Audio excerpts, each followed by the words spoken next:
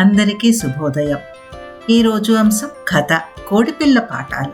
పిల్లలకు బొమ్మలను చూపిస్తూ వారి సొంత మాటలలో కథను చెప్పేలాగా కార్యకర్త ఏ విధంగా ప్రోత్సహిస్తున్నారో ఈ వీడియోలో చూద్దాం. ఈ కృత్యం చేయడానికి కథకు సంబంధించిన చిత్రాలను సిద్ధంగా ఉంచుకోవాలి. మరి ఇప్పుడు పిల్లలు వారి సొంత మాటలలో కథను చెప్తున్నారు, విందామా? కోడిపిల్ల పాఠాలు కథ చెప్పుకుందాం, ఓకేనా? ఇప్పుడు మీరు అందరూ కూడా చెప్తారు కదా.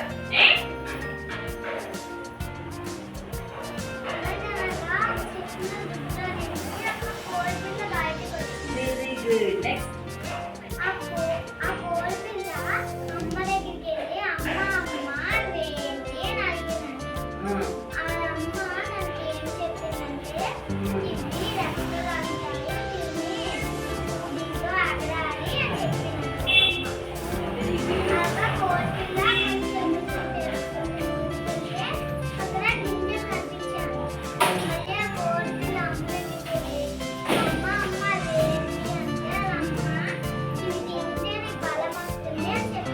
Very good. ఇప్పుడు చేయడము నెక్స్ట్ కంటిన్యూ చేయనా?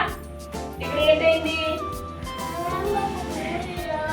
ఇక్కడ నుంచి కంటిన్యూ. ఇప్పుడు హర్షిని చెప్పింది కదా, అప్పుడు కోడిపిల్ల ఎక్కడికి వచ్చింది, మళ్ళీ అక్కడ ఏం కనిపించే ముందుకెళ్తే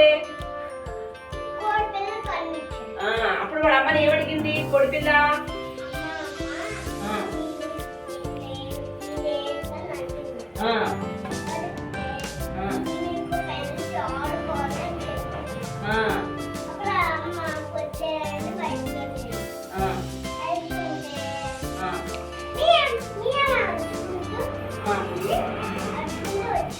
ఓకే, వెరీ గుడ్.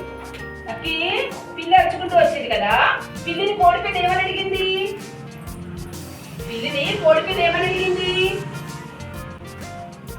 ఇప్పుడు నేను ఏం చెయ్యాలి అని అడిగింది కదా.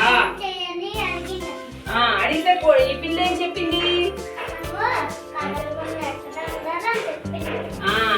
అప్పుడు కోడిపిల్ల ఏం చేసింది, ఏం చెప్పింది?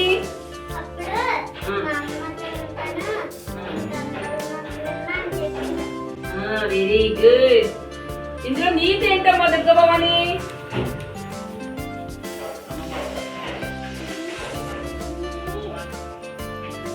నీతి ఏంటమ్మా?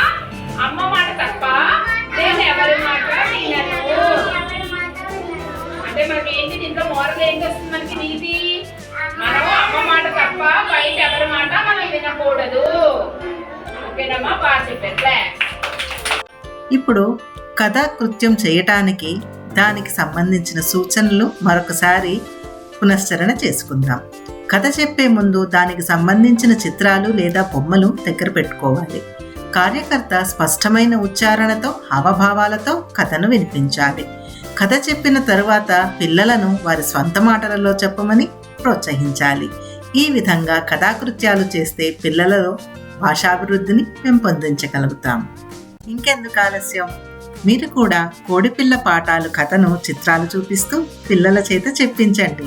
దానిలో నీతిని పిల్లలకు తెలియజేయండి. Thank you.